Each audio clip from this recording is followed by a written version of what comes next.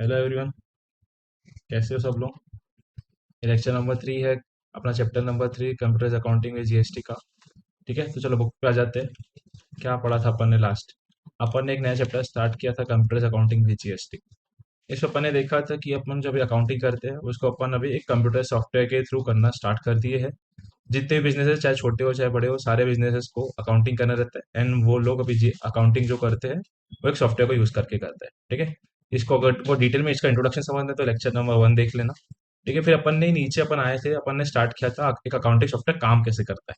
तो अपन ने इसका 3 स्टेप्स देख लिया था कि सबसे पहले कभी भी तुमको अगर अकाउंटिंग स्टार्ट करना है तुम लोग क्या करना पड़ेगा। सबसे पहले एक तुमको कंपनी क्रिएट करना पड़ेगा। ठीक है, कंपनी क्रिएट करने के बाद तुमको क्या करना पड़ेगा, लेजर्स क्रिएट करना पड़ेगा अप्रोप्रिएट ग्रुप के अंदर।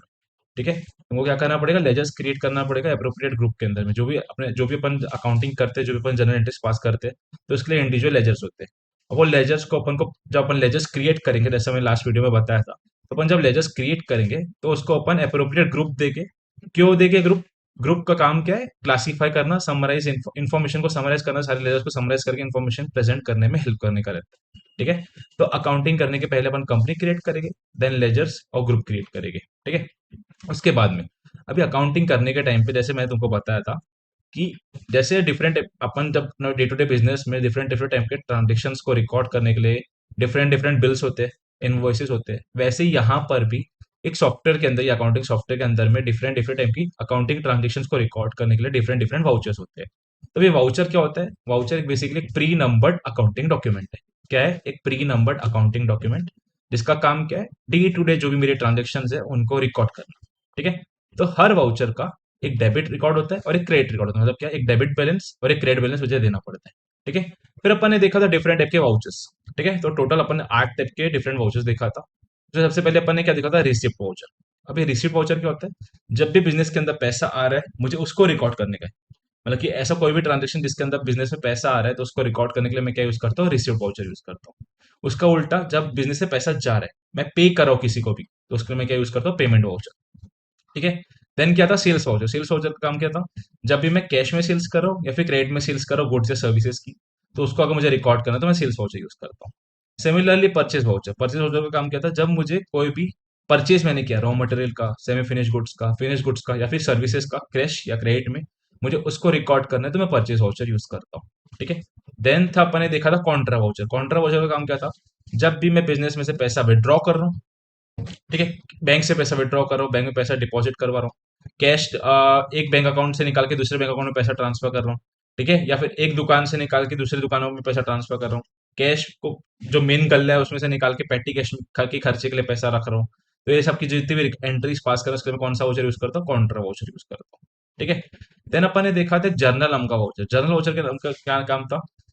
जितनी भी अपन ने ट्रांजेक्शन देखा ऊपर, उन सबको जो भी ट्रांजेक्शन रहती है उन सबको छोड़ के जितनी भी ट्रांजेक्शन रहती है वो सब कुछ ऑलमोस्ट सब जर्नल के अंदर में आती है। जैसे कि कोई भी एडजस्टमेंट की एंट्री हो गई, रेक्टिफिकेशन की एंट्री हो गई, ट्रांसफर की एंट्री हो गई। ठीक है, जैसे डेप्रिसिएशन की एंट्री हो गई, अगर मुझे डाउटफुल डेट्स के लिए रिजर्व बनाना है, प्रोविजन बनाना है। ठीक है, सैलरी आउटस्टैंडिंग क्रिएट करने का है, फिक्स एसेट में खरीद रहे हो क्रेडिट में, कोई भी जितनी भी ट्रांजेक्शन है जो ऊपर में कवर नहीं हो रही वो सब कहाँ पे आएंगा, जर्नल में आएगा। ठीक है, देन इसके बाद में बात देखा था सेल्स रिटर्न और परचेस रिटर्न। मतलब क्या, जब भी मैं गुड्स का, मतलब कि मैंने गुड्स बेचा एंड उसका रिटर्न हो गया, कस्टमर ने मुझे वापस कर दिया, ठीक है, तो तब मैं सेल्स रिटर्न नाम का वाउचर यूज करूंगा।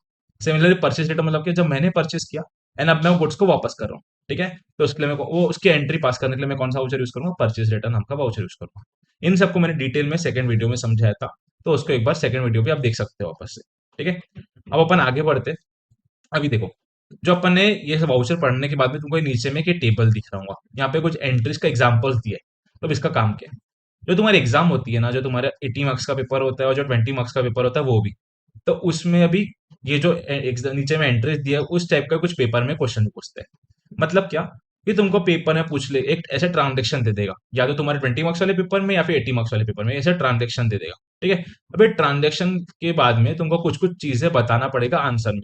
2 मार्क्स का जो क्वेश्चन आता है 80 मार्क्स के पेपर में, उसमें वो क्वेश्चन आ सकता है। ठीक है, तो क्या रहेगा, जैसे एग्जांपल के तौर में मैंने एक बना रखा है यहाँ पे, जैसे मैंने एक यहाँ पे बॉक्स बना रखा है, इसके अंदर डिफरेंट डिफरेंट मैंने ट्रांजेक्शन लिख रखे हैं। ठीक है, तो ये ट्रांजेक्शन्स को अपन को रिकॉर्ड कैसे करेंगे, ये सब कुछ कुछ उसकी इन्फॉर्मेशन मुझे प्रोवाइड करना पड़ेगा। जैसे कि एक ट्रांजेक्शन है, started business with capital 5 lakh in cash. ठीक है, ये एक ट्रांजेक्शन है। तभी मैं इसको जब रिकॉर्ड करूंगा तो मुझे क्या क्या चीजें लगेगी ये मुझे आंसर में बताना पड़ेगा। तो सबसे पहले मैं बताऊंगा कि लेजर की क्या क्या नाम रहने वाले हैं। ठीक है, अब वो जो लेजर है कौन से ग्रुप के अंदर में आएंगे। अभी ग्रुप के बाद में वो डेबिट होगा कि क्रेडिट होगा, कौन सा लेजर वो मुझे बताना पड़ेगा।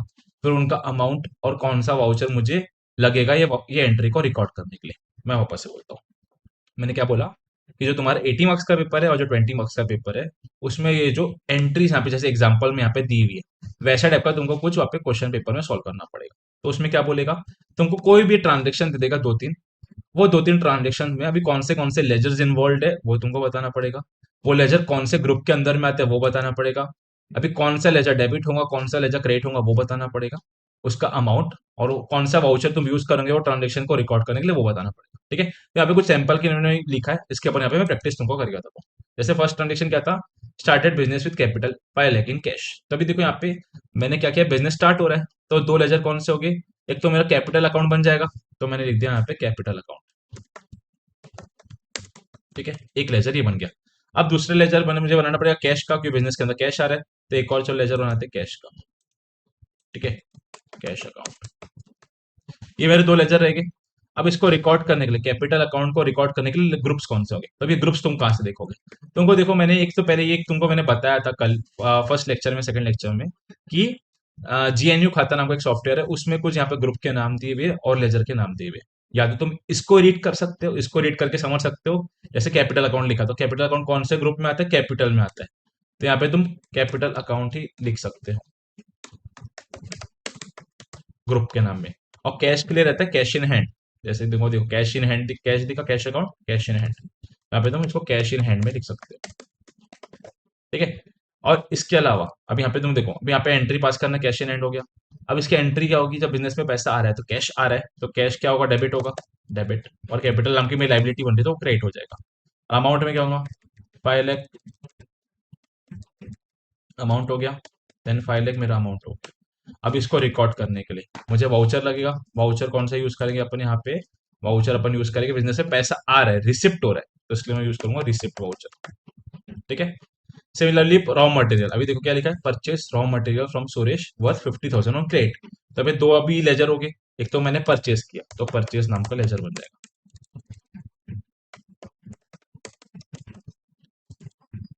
ठीक है, अब एक और लेजर बनाना पड़ेगा क्योंकि क्रेडिट में खरीद रहे गुड्स अपन, तो तुमने क्रेडिटर्स खड़े हो गए। क्रेडिटर का नाम क्या है अपने, सुरेश अकाउंट, तो सुरेश। अभी परचेज के लिए रहता है यहाँ पे परचेज अकाउंट ही मेरा ग्रुप का नाम रहता है।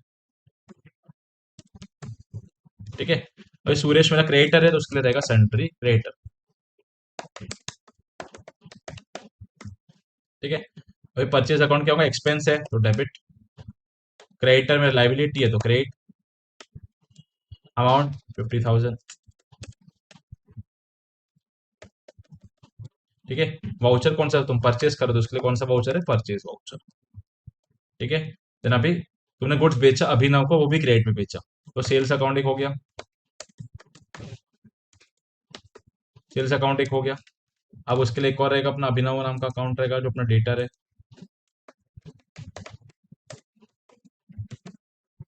सेल्स क्या है अपना, सेल्स अकाउंट, सेल्स के लिए सेल्स अकाउंट ही मेरा ग्रुप का नाम है। अभिनव डेटर के लिए मेरा क्या रहेगा, सन्ड्री डेटर। ये हो गया। देन अभी सेल्स अकाउंट क्या होगा, क्रेडिट होगा मेरी सेल्स में, और मैं डेटर अकाउंट डेबिट होगा, कितना 40,000, 40,000। ठीक है, अब इसके लिए वाउचर कौन सा है मेरा, सेल्स वाउचर। ठीक है, देन अभी मैंने फर्नीचर परचेस किया, purchase furniture worth 80,000 from Poddar furniture. ठीक है, यहाँ पे दो लेजर है, अभी मैंने अभी यहाँ पे तो लिखा नहीं है कि मैंने कैश में परचेस किया है कि क्रेडिट में परचेस किया है। ठीक है, तो अब इसको क्या मान लेंगे अपन, यहाँ पे लिखा हुआ नहीं है कैश या फिर क्रेडिट, इसको अपन चलो क्रेडिट ही कर लेते हैं, इन क्रेडिट। ठीक है, तो अभी यहाँ पे फर्नीचर नाम का एक अकाउंट बनेगा, अकाउंट। ठीक है, और यहाँ पे मैंने किससे खरीदा है, जो मेरा क्रेडिटर है उसका नाम लिखना पड़ेगा, पोद्दार फर्नीचर अकाउंट। ठीक है, फर्नीचर मेरी एसेट है तो फिक्स एसेट है तो फिक्स एसेट में डाल देंगे उसको अपन। पोद्दार फर्नीचर मेरा क्रेडिटर है तो सन्ड्री क्रेडिटर में डाल देंगे। ठीक है, अभी फर्नीचर परचेज किया हूं मैंने,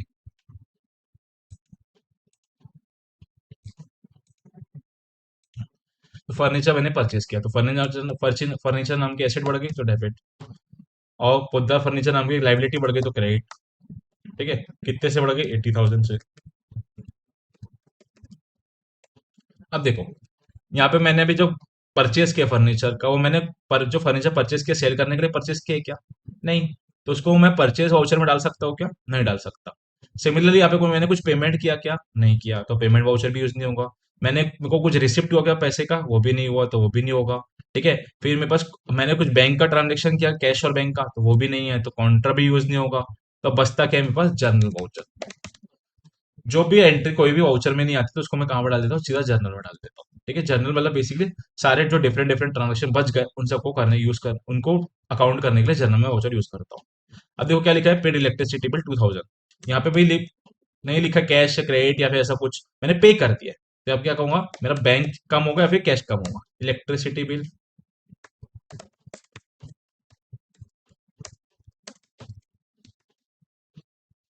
इलेक्ट्रिसिटी बिल एक लेजर हो गया। दूसरा लेजर क्या होगा? अपन कैश ले लेते हैं, चलो कैश अकाउंट। ठीक है। अभी इलेक्ट्रिसिटी बिल अकाउंट के लिए क्या लिखूंगा मैं यहाँ पे? Indirect expense. और कैश के लिए क्या था, ऊपर ऊपर भी देखा, कैश इन हैंड। ठीक है। अभी एक्सपेंस में पे कर दो डेबिट, मेरे एसेट कम हो रही है तो क्रेडिट। कितने से कम हो रही है? 2000 से कम हो रही है। 2000 अभी मैंने पे कर दिया है, पेमेंट है, तो इसके लिए मैं कौन सा वाउचर यूज करूंगा? पेमेंट वाउचर यूज करूंगा। ठीक है। अब नेक्स्ट ट्रांजेक्शन, अब नेक्स्ट क्या है? Cash deposited into bank of Maharashtra account 12,000। ठीक है, मैंने कैश डिपॉजिट किया, तो एक तो अकाउंट मेरा हो गया कैश अकाउंट, कैश कम हो गया मेरा। अब एक और कौन सा रहेगा? बैंक ऑफ महाराष्ट्र का मेरा अकाउंट रहेगा। ठीक है, यहाँ पे लिख दूंगा बैंक ऑफ महा। ठीक है, कैश इन कैश अकाउंट, तो कैश के लिए क्या है? Cash in hand. Bank of Maharashtra bank account है, तो उसके लिए क्या रहेगा? Cash at bank. अभी मेरा कैश कम हो रहा है, ठीक है, तो क्या करूंगा मैं? इसको क्रेडिट करूंगा। और मेरा बैंक नाम की एसेट बढ़ रही है, तो उसको क्या करूंगा? डेबिट करूंगा। ठीक है, कितने से हो रहा है? 12,000। 12,000 ये हो गया। अभी देखो, यहाँ पे कैश और बैंक का ट्रांजेक्शन है। जब भी कैश और बैंक का ट्रांजेक्शन होता है, मैं कौन सा वाउचर यूज करता हूँ? मैं कॉन्ट्रा वाउचर यूज करता हूँ। तो ये हो गया कॉन्ट्रा वाउचर। ठीक है, तो देखो, ये एक फॉर्मेट है जिसमें क्या है? Serial number, particulars. ठीक है, तुमको ट्रांजेक्शन का टाइप दिया हुआ रहेगा, मतलब कि एक जनरल एक ट्रांजेक्शन दिया रहेगा, तुमको उसकी अकाउंटिंग करना है। तो अकाउंटिंग में तुमको क्या क्या बताना रहेगा? लेजर का नाम, लेजर कौन से ग्रुप में आता है वो, क्रेडिट डेबिट, अमाउंट और वाउचर। ये कहाँ पे आएगा? एग्जाम में आ सकता है 2 मार्क के लिए, या फिर तुम्हारे प्रैक्टिकल एग्जाम में भी ये पूछ सकता है। ठीक है, तो ये तुमको फॉर्मेट याद रखना है, और कैसे तुम बताओगे वो तुम समझ जाओ। ठीक है, समझ में आ गया? अभी देखो, तुमको एक क्वेश्चन आऊंगा, मैं ग्रुप देखूँ कहाँ से? अभी तुम ग्रुप दो जगह से देख सकते हो। एक तो ये जो लिस्ट मैं तुमको दूंगा वहां से तुम देख सकते हो, ये तो तुमको पढ़ना ही चाहिए, ऑब्जेक्टिव में भी आ सकता है, इसलिए तुमको रीड करना ही चाहिए। तो यहाँ से तुमको एक बार पढ़ना है। और तुम जब टैली यूज करोगे, ठीक है, तो टैली में देखो ये वाली स्क्रीन थी जब मैंने तुमको बताया, तो ओपनिंग स्क्रीन क्या रहती है? ये वाली रहती है जब मैं कंपनी क्रिएट कर लेता हूँ। तो देखो, इसमें अकाउंट्स इन्फो में जाओगे, अकाउंट्स इन्फो में जाके ग्रुप में जाओगे, ग्रुप में जाने के बाद अपन जाएंगे डिस्प्ले में। तो जैसे मैंने अपने लास्ट लेक्चर में देखा था, टैली के अंदर पहले से बहुत सारे ग्रुप बने हुए रहते हैं। तो यहाँ पे तुमको देखो बहुत सारे ग्रुप्स के नाम दिख रहे हो। Bank account, bank OCC account, bank OD account, branch, capital account, cash in hand, current asset, current liability, deposit, ऐसे बहुत सारे नीचे में लेजर्स के ग्रुप के नाम लिखे हुए। तो यहाँ से तुम एक बार ग्रुप के नाम रीड कर लोगे, और तुमको खुद को समझ में आ जाएगा कौन सा लेजर कौन से ग्रुप के अंदर में आ सकता है। जैसे कि समझो भी जीएसटी, देखिए जीएसटी टैक्स का नाम है, तो ड्यूटीज एंड टैक्सेस में आ सकता है। ठीक है, और जैसे इनकम है, इनकम इनडायरेक्ट, जैसे इंटरेस्ट इनकम हो गई, कमीशन इनकम हो गई, डिविडेंड इनकम हो गई, तो ये लेजर के अंदर, ये ग्रुप के अंदर में आएगा। ठीक है, इन्वेस्टमेंट, तो समझो कि मैंने अभी कोई शेयर्स खरीद लिया, ठीक है, या फिर मैंने किसी कोई कंपनी के बॉन्ड खरीद लिया, डिबेंचर्स खरीद लिया, तो इन्वेस्टमेंट में आ सकता है। ठीक है, या फिर अभी जैसे परचेज अकाउंट, परचेज मतलब क्या, जब मैं परचेज करूँ तो परचेज अकाउंट में आएगा। फिर सिक्योर्ड लोन, अभी देखो सिक्योर्ड लोन में यहाँ पे देखो, यहाँ पे लोन्स एंड एडवांसेस में एसेट लिखा है, सिक्योर्ड लोन में नहीं लिखा है, तो मतलब मैंने लोन लिया हुआ है वो वाला यहाँ पे आएगा। स्टॉक इन हैंड मतलब क्या, तुम्हारा ओपनिंग स्टॉक, क्लोजिंग स्टॉक। तो तुमको ग्रुप के नाम यहाँ पे पढ़ के तुमको समझ में आ जाएगा कि क्या क्या इसके अंदर में आ सकता है।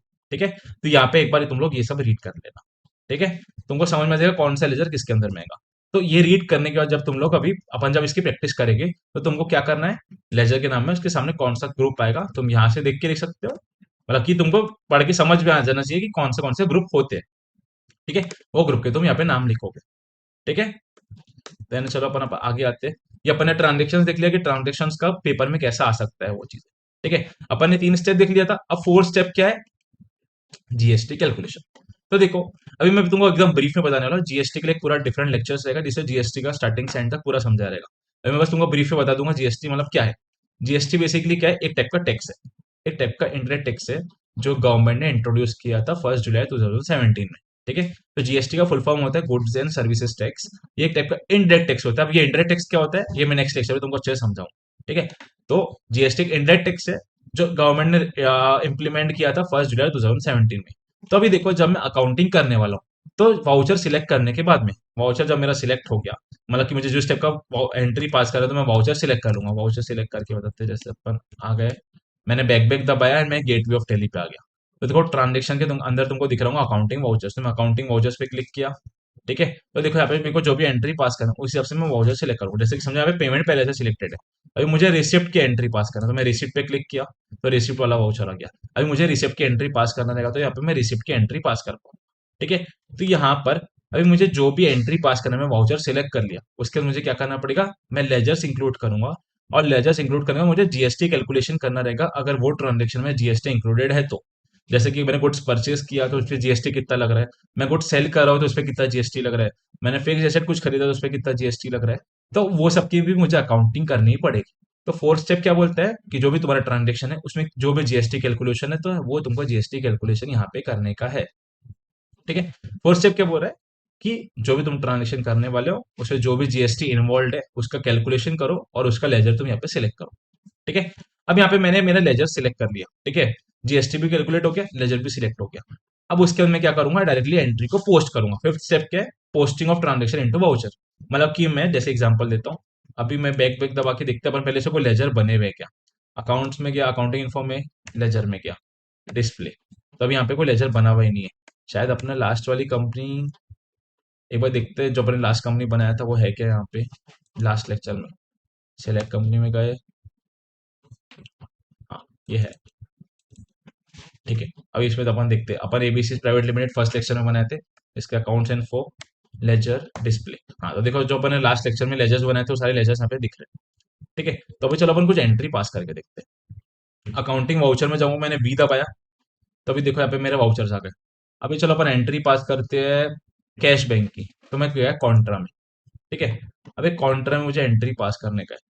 तो पहले तो यहाँ पे देखो अकाउंट्स में यहाँ पे कुछ ऑप्शन नहीं आ रहा है, यहाँ पे कुछ अभी अपन को सेटिंग करनी पड़ेगी। तो सेटिंग पे जाते हैं अपन। हाँ, तो देखो यहाँ पे एक सेटिंग में एक चीज थी, तो मैं वापस से बताता हूँ। जैसे यहाँ पे मैं कॉन्ट्रा वाउचर सिलेक्ट किया, यहाँ पे एक ही अकाउंट लिखने का आ रहा है, जैसे मैंने यहाँ पे सिलेक्ट किया। अभी यहाँ पे मैं जैसे मैंने लिख दिया एक्सिस बैंक, मैंने सिलेक्ट कर लिया। यहाँ पे अमाउंट लिखने आ गया, लेकिन लेजर का नाम ही नहीं आ रहा। लेजर का नाम जैसे आगे समझो, अकाउंट था एक्सिस बैंक, कैश में ले लिया, कैश 50,000, नेगेटिव कैश। मतलब वो क्या बोल रहा है कि मैंने यहाँ पे मेरे को अकाउंट एक्सिस बैंक में ट्रांसफर करने का, लेकिन मेरे पास कैश तो है ही नहीं, तो 50,000 जा नहीं सकता। ठीक है, तो ऑटोमेटिकली वो निगेटिव का ऑप्शन आ गया। तो मेरे को सिंगल, ये जो यहाँ पे जो तरीका बता रहे हैं सिंगल एंट्री सिस्टम वाला, जो तुमने पढ़ा भी होगा अकाउंट्स में, लेकिन मुझे क्या चाहिए, डबल एंट्री चाहिए। तो मैं देखो अभी F12 दबाया, यहाँ पे कॉन्फ़िगर का ऑप्शन था। ठीक है, यहाँ पे देखो, अभी यहाँ पे देखो लिखा हुआ है, जो मैं फील्ड पे अभी use single entry mode for payment receipt Contra voucher, तो इसको मैं नो कर दूंगा। ठीक है, एंटर एंटर एंटर, कंट्रोल ए दबा के क्लोज। तो अभी देखो अपना जो नॉर्मल वाला रहता है वाला आ गया। देखो 2 बाय यहाँ पे तुमको दिख रहा होगा। तो अभी देखो मैं यहाँ पे सिलेक्ट करूंगा कैश। ठीक है, कैश समझो लिख दिया मैंने 50,000, तो फिर कैश मेरा कम हो रहा है, नेगेटिव हो रहा है, तो वो मना कर रहा है। अपन एक्सिस बैंक को कर देते हैं, चलो क्रेडिट। ठीक है, देखो फिर यहाँ पे कुछ डिटेल डालने बोल दिया कि तुम अगर बैंक में पैसा जमा कर रहे हो तो चेक का नंबर बता दो। ठीक है, कौन सी डेट है, वो सब चीजें बताने बोल दिया। बाय, अभी मैं लिखूंगा यहाँ पे कैश, कैश 50,000। तो देखो जैसे जैसे मैंने यहाँ पे नरेशन का ऑप्शन आया, नरेशन के जैसे मैं अभी यहाँ पे एंटर दबाऊंगा, यस पे क्लिक करूंगा, तो ऑटोमेटिकली मेरा भी वो एंट्री पास हो गई कि मेरा कैश कम हो गया और बैंक बढ़ गया। अपन चेक भी करते हैं, चलो मैं भी जाऊंगा, तुमको बैलेंस शीट में जाते, चलो बैलेंस शीट में गया। यहाँ पे भी कुछ नहीं दिख रहा है तुमको अमाउंट, एक सेकेंड। अपन डिस्प्ले में जाते हैं, डिस्प्ले में डेबू। तो देखो यहाँ पे कॉन्ट्रा की एंट्री दिख रहा होगा। ठीक है, कॉन्ट्रा की एंट्री देखो, इसमें भी यहाँ पे मेरा बैंक पे 50,000 गए, और मेरे उसका बैंक से 50,000 कम हो गया और मेरा कैश का 50,000 बढ़ गया। ठीक है। हाँ, तो अपन थे स्टेप नंबर 5 पे, posting of transaction into voucher. अब ये क्या होता है कि मतलब कि जब मैंने लेजर सिलेक्ट कर लिया, लेजर अभी मुझे पोस्ट करने का है, ठीक है, एंट्री पोस्ट करने का है। तो मैं क्या किया था, जैसे मैंने वाउचर में किया था, मैंने अपने अकाउंट सिलेक्ट किए थे डायरेक्टली। अकाउंट सिलेक्ट करने के जब मैं एंटर यहाँ पे आखिरी में दबा रहा था, ठीक है, एंटर दबाने के बाद वो एंट्री पास हो गई, वाउचर पोस्ट हो गया। ठीक है।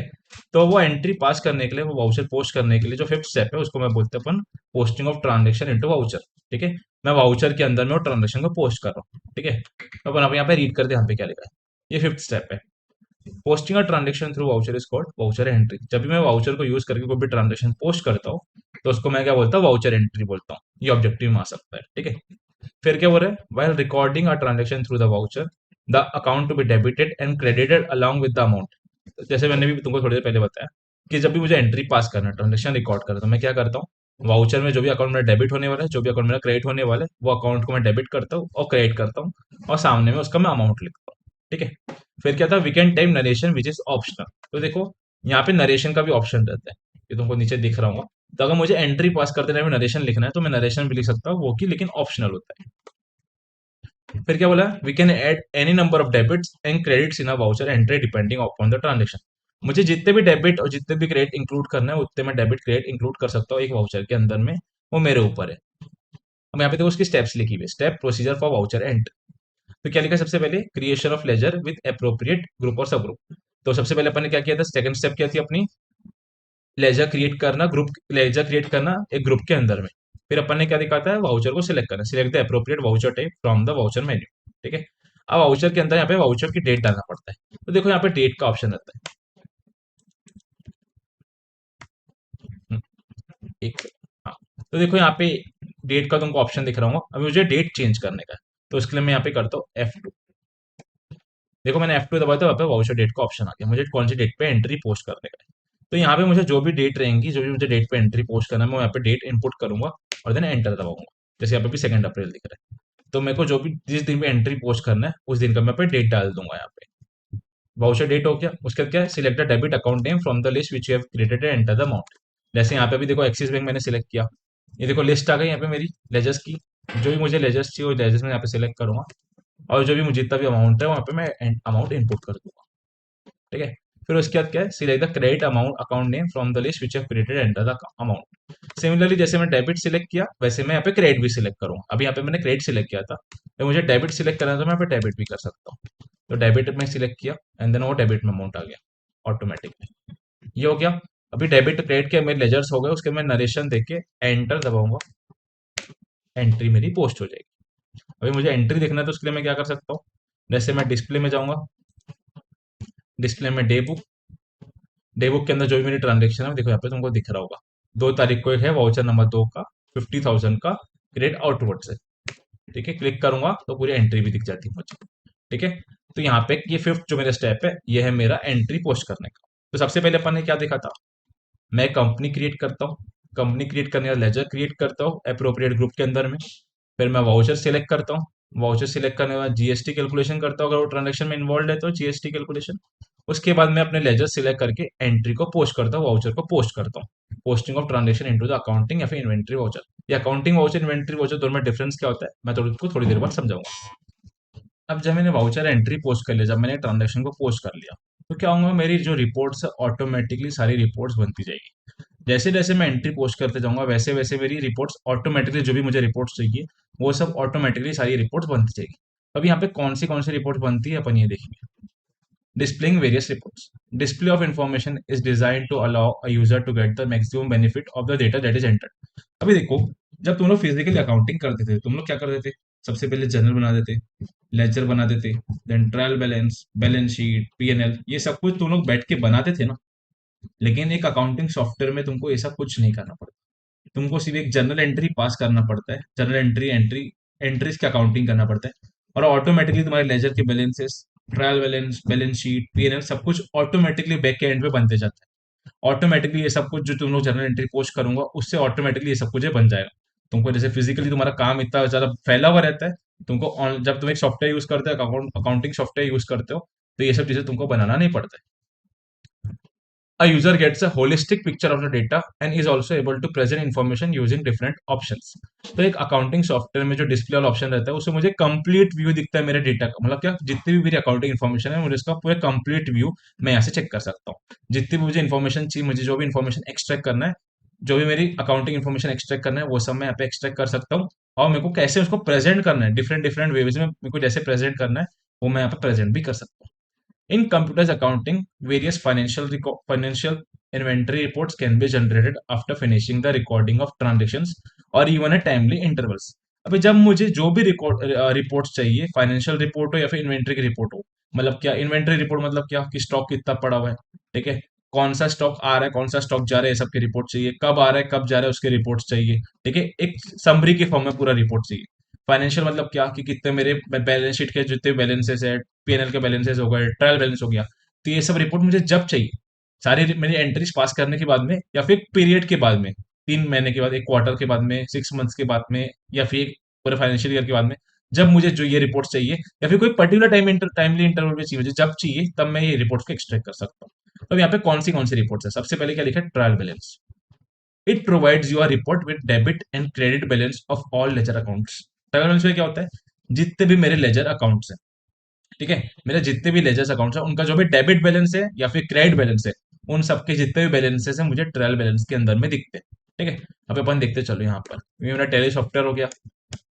अब अपन ने यहाँ पे कुछ एंट्री पास नहीं किया है, इसलिए तुमको यहाँ पे ज्यादा लेजर्स, तुमको मतलब ट्रायल बैलेंस ज्यादा कुछ दिखेगा नहीं। तो ये मेरा मेन स्क्रीन था, ठीक है। मेन स्क्रीन में भी मैं क्या जाऊंगा, डिस्प्ले में जाऊंगा, ठीक है। डिस्प्ले में जाने के बाद क्या करूंगा, मैं ट्रायल बैलेंस पे क्लिक करूंगा।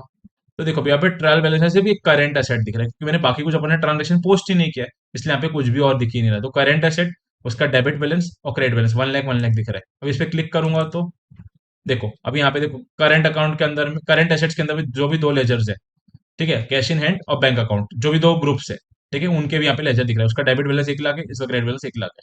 मतलब क्या, कैश इन हैंड में कैश मतलब 1 लाख है मेरा, और डेबिट बैलेंस में बैंक अकाउंट में मेरा 1 लाख रुपए मतलब निगेटिव है, वो दिख रहा है यहाँ पर, ठीक है, क्रेडिट है मतलब। तो यहाँ पे ऑटोमेटिकली ये मैंने ट्रायल बैलेंस बनाया था क्या, नहीं बनाया था, ऑटोमेटिकली ये ट्रायल बैलेंस बन गया। तो वैसे ही जैसे जैसे मैं और एंट्रीज पोस्ट करूंगा, जैसे अपन इसके नेक्स्ट लेक्चर में देखेंगे, तो जैसे जैसे मैं एंट्री पोस्ट करूंगा तो ऑटोमेटिकली ये ट्रायल बैलेंस मेरा बनते जाएगा। कि मैंने कहाँ से देखा, ये मेरा मेन स्क्रीन था, उसमें मैं डिस्प्ले पे गया, डिस्प्ले पे जाने के बाद मैं ट्रायल बैलेंस पे क्लिक करूंगा, तो मेरा यहाँ पे मुझे ट्रायल बैलेंस दिखेगा। इसमें मेरा डेबिट बैलेंस और क्रेडिट बैलेंस, जितने भी लेजर्स है मेरे, जितने भी मेरे लेजर्स है उन सबका डेबिट बैलेंस और क्रेडिट बैलेंस मुझे दिखता है यहाँ पर, ठीक है। फिर सेकंड क्या है, profit and loss account. This reports give the final working result of the business with net profit और नेट लॉस। तो पीएनएल अकाउंट में क्या दिखता है मुझे, प्रॉफिट एंड लॉस अकाउंट में क्या दिखता है, ये रिपोर्ट में मुझे दिखता है कि जो भी मेरा बिजनेस का eight the end of a year या फिर eight the end of a period कितना प्रॉफिट है या फिर कितना लॉस है, नेट प्रॉफिट कितना है, नेट लॉस कितना है, वो मैं यहाँ पे चेक कर सकता हूँ। सेम चीज जैसे अभी यहाँ पे रिपोर्ट से तुमको दिख रहा होगा प्रॉफिट एंड लॉस अकाउंट, इस पे क्लिक करूंगा तो अभी यहाँ पे कुछ भी नहीं दिखेगा, ब्लैंक दिख रहा है। क्यों, क्योंकि अपन ने अभी कोई ट्रांजेक्शन पोस्ट ही नहीं किया, इसलिए यहाँ पे कुछ भी नहीं दिख रहा है। तो अभी तुमको लेकिन purchase account, sales account, gross profit, net profit, कितना सब कुछ होगा, ये सब तुमको एक फॉर्मेट बना हुआ दिख रहा है ऑटोमेटिकली। जैसे ही मैं एंट्री पोस्ट करूंगा यहाँ पे ऑटोमेटिकली वो इन्फॉर्मेशन फिल होते जाएगी, ठीक है। फिर नेक्स्ट क्या है मेरा balance sheet. It is a statement showing assets and liabilities of the business concern. Balance sheet में क्या होता है कि मेरे बिजनेस के अंदर में कितनी एसेट्स है और कितनी लाइबिलिटीज है, उसका एक स्टेटमेंट प्रेजेंट करना, तो वो होता है मेरा बैलेंस शीट। तो देखो बैलेंस शीट के लिए अभी मैं क्या करूंगा, प्रॉफिट एंड लॉस के अंदर जाऊंगा, बैलेंस शीट के अंदर। देखो अभी बैलेंस शीट में भी तुमको वहां पे कुछ नहीं दिख रहा है, करंट एसेट में भी जीरो दिख रहा है। क्यों, क्योंकि मेरा बैंक में 1 लाख रुपए रखा है, मतलब बैंक में 1 लाख रुपए नेगेटिव है, कैश में 1 लाख रुपए पॉजिटिव है, तो नेट क्या हो गया, जीरो हो गया, इसलिए यहाँ पे टोटल जीरो दिख रहा है। लेकिन अभी डिटेल में बन जाते हैं, तो देखो डिटेल में, लेकिन तुमको यहाँ पे दिख रहा हूँ cash in hand 1 lakh, bank account में 1 लाख नेगेटिव, तो क्या टोटल क्या हो गया, जीरो हो गया। यहाँ पे मैं डिटेल में गया था इसलिए पूरा दिख रहा था, कंडेंस पे क्लिक करूंगा तो पूरा गायब हो जाएगा वापस से, ठीक है। तो मैं डिटेल में भी चेक कर सकता हूँ और कंडेंस भी देख सकता हूँ। ये हो गया मेरा बैलेंस शीट। अब इसके बाद क्या है, डे बुक। डे बुक क्या होता है, it contains all the vouchers for the day including inventory vouchers. Day book मतलब क्या कि दिन भर में मैंने कौन सी अकाउंटिंग एंट्री पास किया, अकाउंटिंग एंट्री या फिर इन्वेंट्री की कोई भी एंट्री मैंने पास किया, वो मुझे दिखता है डे बुक के अंदर में। डे बुक में मुझे क्या दिखता है, दिन भर में एक पर्टिकुलर डेट के अंदर में मैंने कौन सी ट्रांजेक्शन पोस्ट किया, वो सबका रिकॉर्ड मुझे डे बुक के अंदर में दिखता है। चलो अभी डे बुक देखेंगे। बैक वापस अपन आ जाते हैं, ये आ गया अपना मेन स्क्रीन। मेन स्क्रीन में डिस्प्ले में जाऊंगा, डिस्प्ले में डे बुक, तो दिन भर में देखो, अभी आज 2 तारीख का मैंने कौन सी ट्रांजेक्शन पोस्ट किया, तो यहाँ पे मैंने एक ही ट्रांजेक्शन पोस्ट किया था, इसलिए यहाँ पे एक ही दिख रही है। अपन ने 1 तारीख को भी कुछ पोस्ट किया था, अपन देखते हैं 1 तारीख का भी कुछ। हाँ, तो देखो अभी 1 अप्रैल में भी एक ट्रांजेक्शन को दिख रहा है, क्योंकि अपन ने 1 तारीख को भी एक ट्रांजेक्शन पोस्ट किया था, सेम ट्रांजेक्शन पोस्ट किया था, इसलिए वही ट्रांजेक्शन दिख रहा है। ठीक है। तो जो तारीख का मुझे डेट, जो डेट का मुझे इन्फॉर्मेशन दिखना है, जो भी डेट का मुझे अकाउंटिंग एंट्रीज या फिर इन्वेंट्री की एंट्रीज दिखना है, तो वो सब मुझे मैं डे बुक के अंदर में जा सकता हूँ। डे बुक बेसिकली मुझे क्या बताता है कि कोई पर्टिकुलर दिन के अंदर में कौन सी मैंने ट्रांजेक्शन पोस्ट किया, वो मुझे डे बुक के अंदर में दिखता है। Its purpose is to show you a day's transaction, एक दिन भर में जो भी ट्रांजेक्शन हुए वो सब दिखना। दो you can display report for any period using change period option, मैं डेट चेंज करके जो भी दिन की मुझे डेट, जो भी डेट का मुझे अकाउंटिंग एंट्रीज या फिर कोई भी एंट्री दिखना है वो मैं देख सकता हूँ। ठीक है। देन लास्ट है मेरा GST reports.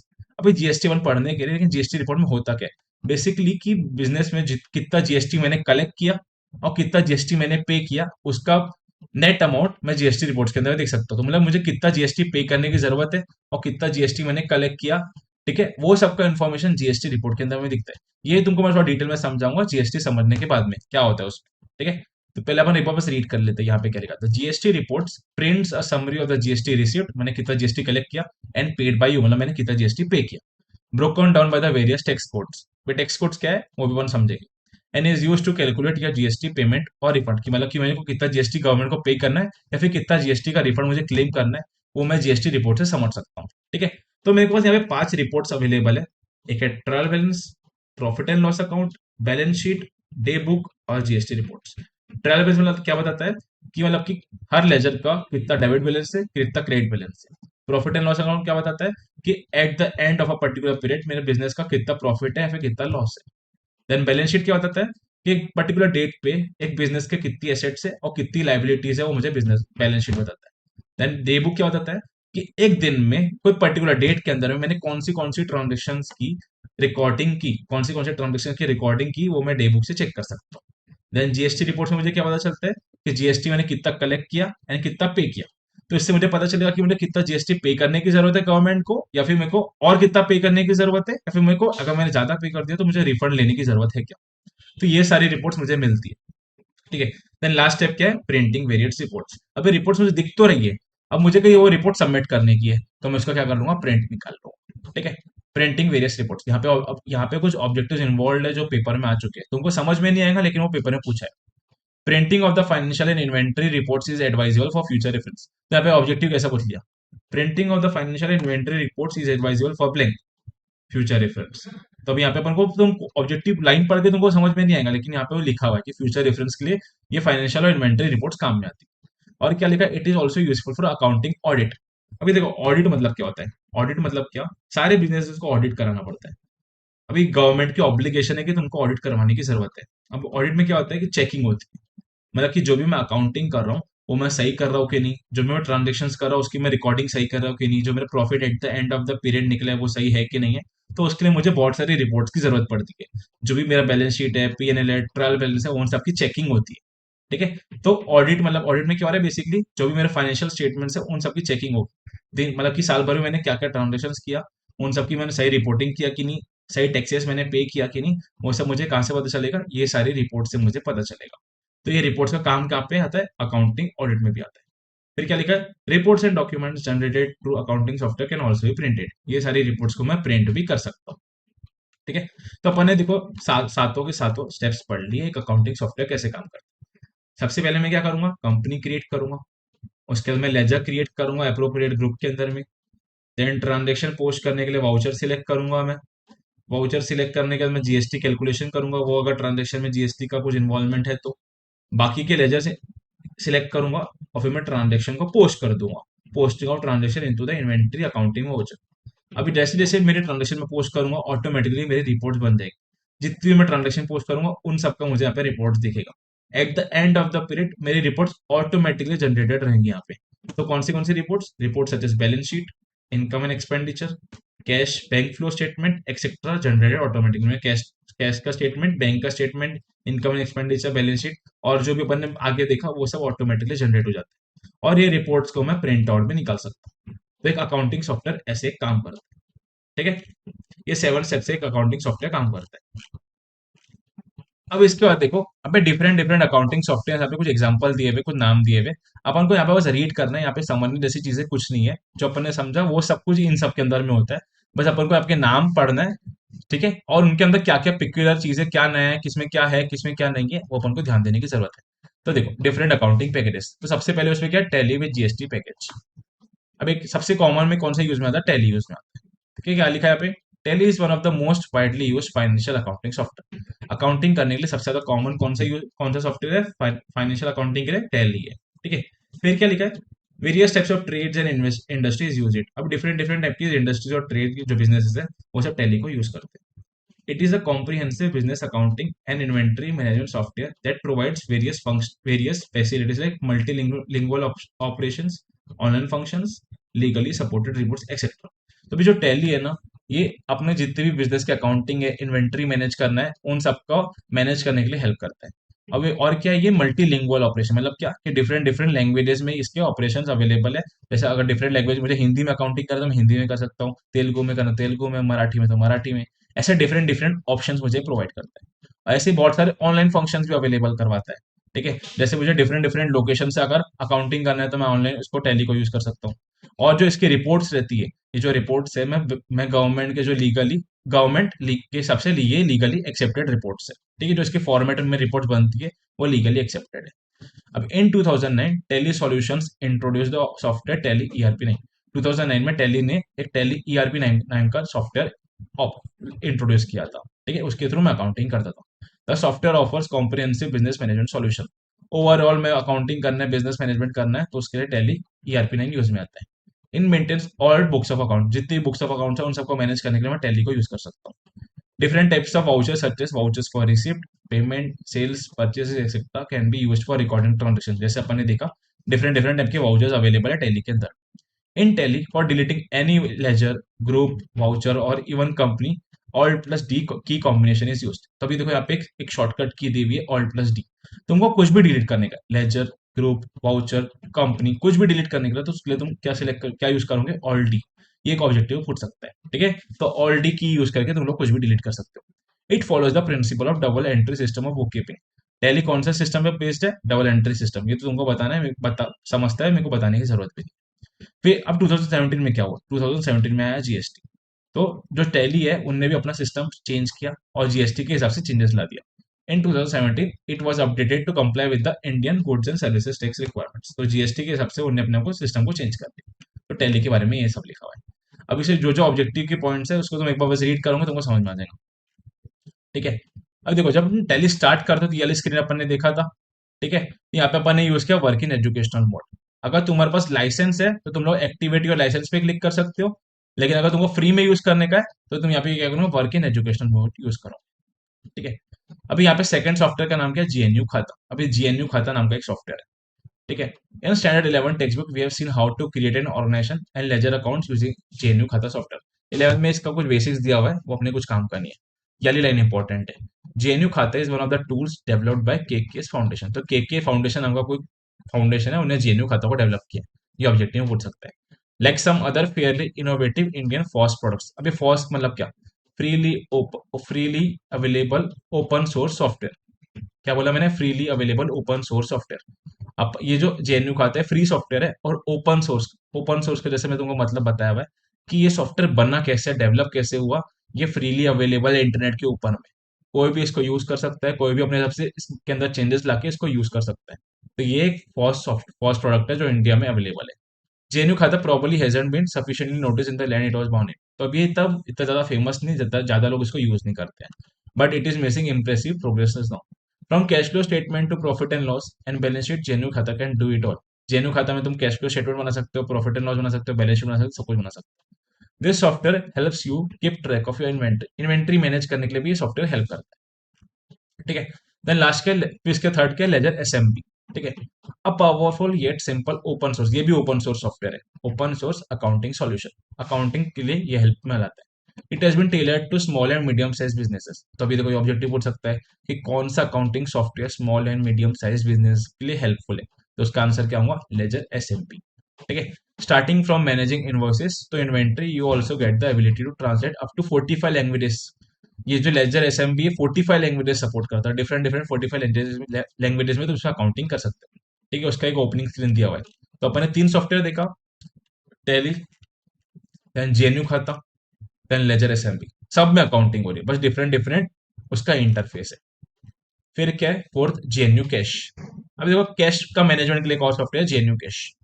JNU cash is personal and small business financial accounting software, freely licensed under the GNU GPL and available for GNU Linux, BSD, Solaris, Mac OS and Microsoft Windows। तो different different system software के नाम दिए हुए, OS के यहाँ पे नाम दिए हुए।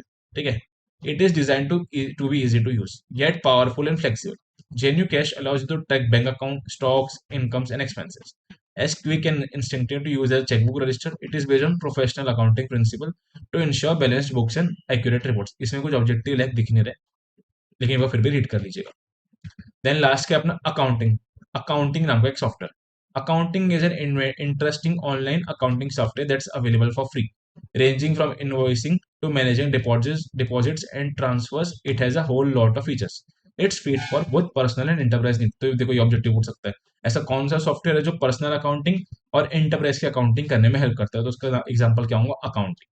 ठीक है, तो अपन ने 5 सॉफ्टवेयर के नाम देखे। सबसे पहले अपन ने क्या देखा, टेली। देन क्या देखा अपन ने, जेएनयू खाता। देन क्या देखा अपन ने, लेजर एसएमबी।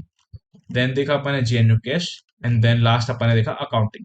तो ये सारे अकाउंटिंग सॉफ्टवेयर के नाम तुमको बस याद रखना है, और उसमें क्या क्या ऑब्जेक्टिव है वो तुमको देखना है। सारे सॉफ्टवेयर के अंदर में अकाउंटिंग होती है, डिफरेंट डिफरेंट इंटरफेस के साथ अकाउंटिंग होती है, बस और कुछ नहीं है। ठीक है, तो यहाँ तक मैं समझ रहा हूँ कि तुम सबको समझ में आ गया होगा। इनकेस कोई डाउट रहे तो मुझे पूछ लेना।